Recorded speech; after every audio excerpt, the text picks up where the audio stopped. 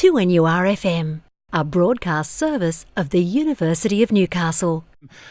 A great chance to catch up with this gentleman. He's been overseas. Great to have him back in the country. Professor John Fischetti, good morning. Hi, Todd. Good morning. How are you feeling about the cooler weather? I noticed your jacket up this morning. Have you started It's a jacket kind of day. Seasons of change. Interesting story in today's Newcastle Herald. You've been talking about NAPLAN and the need to replace the NAPLAN moving forward in regard to, well, we don't like to use the word testing, but what's the best word we can use now? Assessing children moving forward. Yeah, you know, it raises a lot of ire because schools serve a lot of purposes in society. One of the purposes is that they create great citizens and they form people who are have good literacy, numeracy skills, people who might choose to make good choices at the voting box, protects our democracy.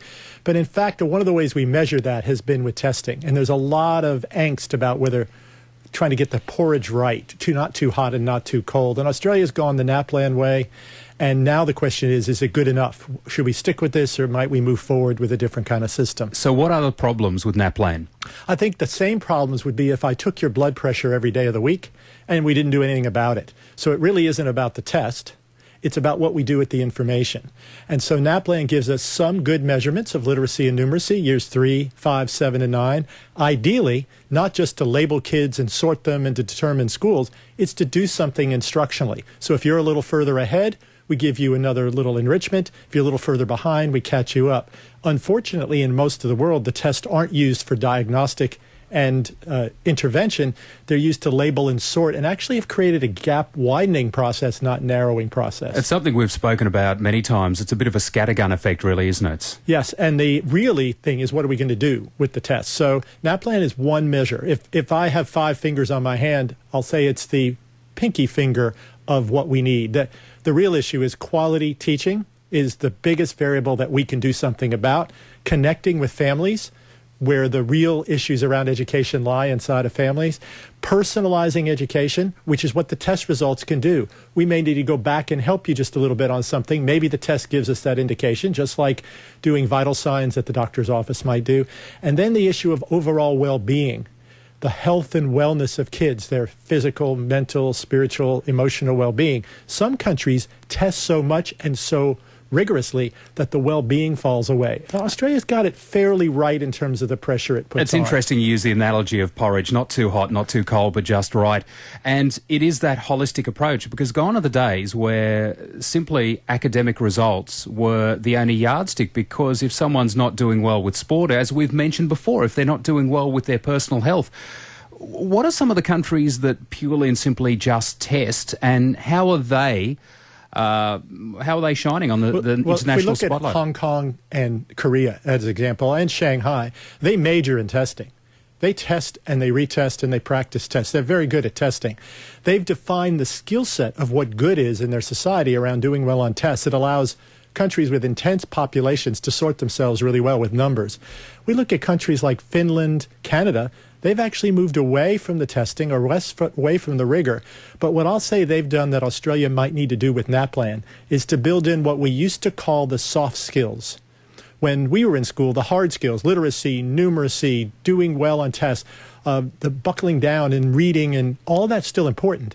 But we used to call cooperation, critical thinking, problem solving, innovation, the creative arts would all be the soft skills. Actually, they've become the 21st century's hard skills, if you look at the innovation age, the entrepreneurism that's needed. So in fact, the testing system needs to catch up with where society is. We need to try to measure some of those skills as well. What are employers telling you they want from, whether it is Year 12 leavers, whether it is graduates from university, are they telling you that the soft skills are as important as the hard skills? Most of the employers in the new tech industries, actually, basic literacy and numeracy is not going away. But what they really want are people who are creative problem solvers, great thinkers on their feet, people who can take leadership to kind of work in a group and create knowledge or solve a problem that the boss didn't even know was there.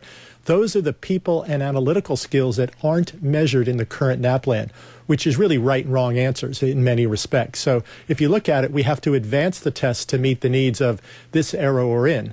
It also matches the economic needs of Australia to get every one of 24 million people up to speed with the top thinkers and creative problem solvers in the world. How do you yardstick soft skills, though? So the assessment of that is tough to measure, isn't it? It's very inefficient. You might have to watch children working in a group and use a rubric, the tool we use, which is like a scale to measure success, based on how listening skills are attributed or how students actually take ideas and put them together, and whether their thinking process is on par with the innovation kind of concepts the teacher are doing. Takes more time, takes subjectivity, and those are things that are tough in a standardized way. And what happens if you have a situation where obviously the teacher, as you said, observing, Johnny's doing well at X, Y, Z, Mary's doing well at A, B, C, but at the end of the year, when that is put together in a report situation, you may have parents come in and disagree with the subjectivity of the teacher. Well, there's an advantage now because we can document all this with video that's easily stored, and some of the rubrics are very refined.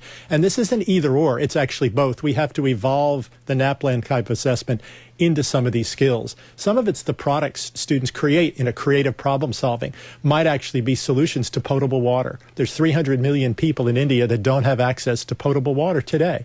Children like to think about how we could solve that problem. So the solutions they came up with will show critical thinking skills in both a reading and writing and arithmetic way, but it could be the presentation they give actually the parents would have access to, and it might actually show them that the skills that we've taught them in traditional literacies are being applied.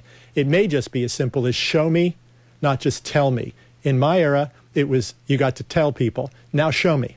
Show me the work that you can actually do, and that would be an amazing new test regime if we wanted to go that direction. One thing for sure, education never stands still. That's right. Professor John Fischetti, great to have your company this morning. Head of School of Education at the University of Newcastle, NAPLAN and beyond.